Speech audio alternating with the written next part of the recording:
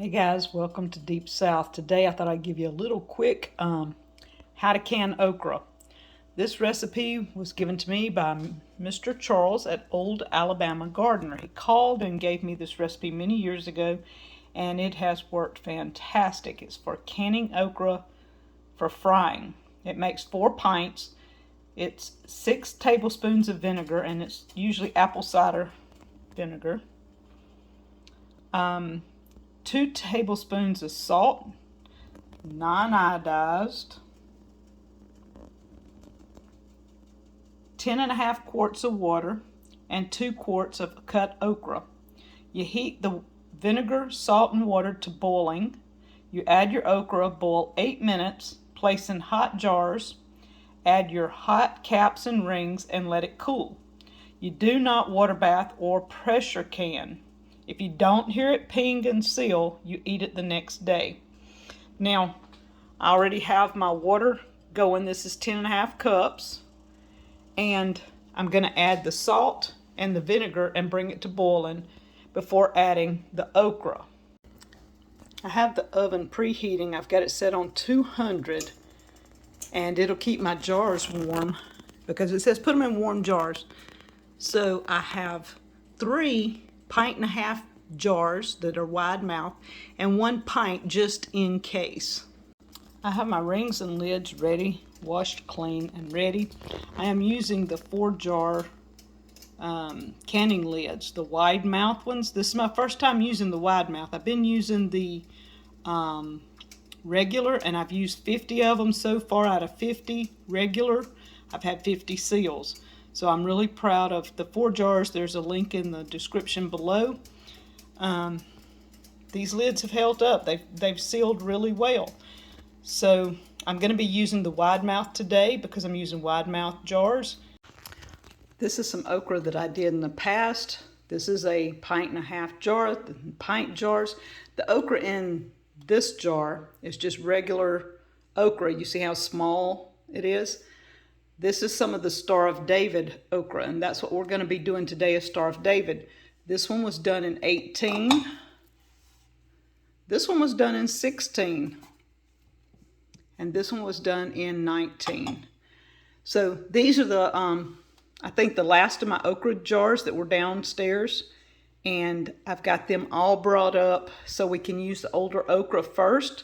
I cooked some of this like probably a month ago before our okra came in, and it's still amazing. There's nothing wrong with it. So if it's done right, okra can last a long time. You can see the water is starting to come to a good rolling boil. We're going to be adding the okra, and we're going to go 8 minutes. I'm going to set a timer to go 8 minutes.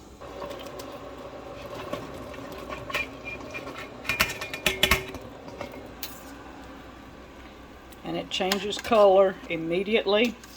I'm going to bring it back up to a boil and boil 8 minutes, and then we remove it, put it in the jars.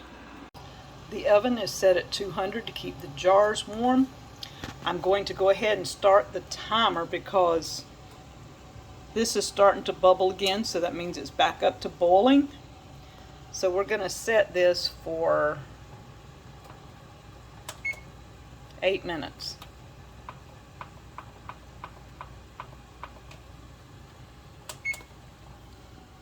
And we're just going to let it boil. You don't want to be stirring this a lot because if you do, you're going to have a mess. And I don't want it over boiling, so I'm going to turn it down a little and just let it boil for 8 minutes on a medium boil. And this is about what you want. You want kind of a medium boil because you're actually kind of boiling it and parboiling it, I guess you would say, semi-cooking it before frying it. And the salt and the vinegar preserves it. So there's no need to water bath or pressure can, which was amazing to me. We're on the last minute. And you can see what the okra looks like. This is going into jars. I'm going to get a jar out of the oven. We're taking 1 jar out at a time. And that keeps the jar warm.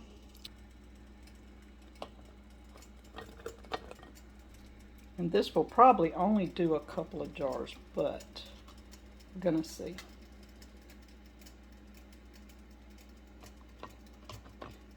We're going to put it in, and you don't want to pack it too tight.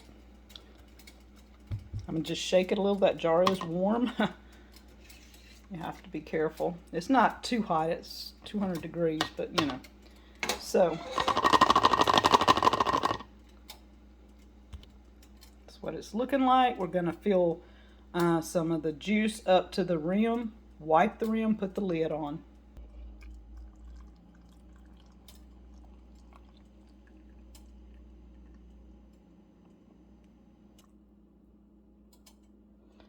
This is where I want it, to that rim right there with the juice. We're not packing it because you do not want it to get gooey. So now we're going to wipe this rim. I have vinegar.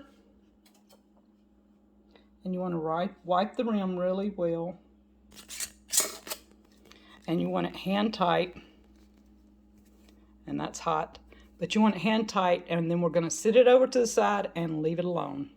All right, I've got 3.5 pint jars instead of 4 pints, which is awesome. This gives enough for a meal for Danny and I. And you just sit them on the cabinet.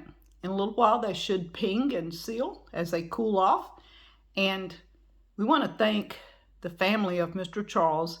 I'm doing this in memory of Mr. Charles from Old Alabama Gardener. The man was a wealth of knowledge, and he gave it freely to anybody that would wanted to hear it. And he has a YouTube channel. I'm going to link his channel and his video.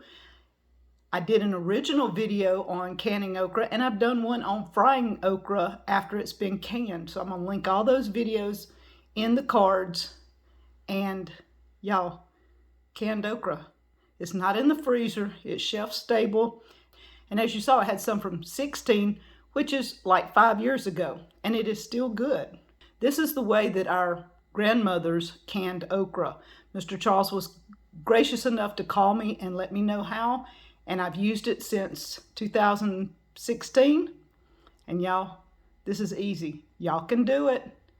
It's been approximately 30 minutes, and I don't know if you can see it, but it looks like all 3 have sealed. The seal is pulled down.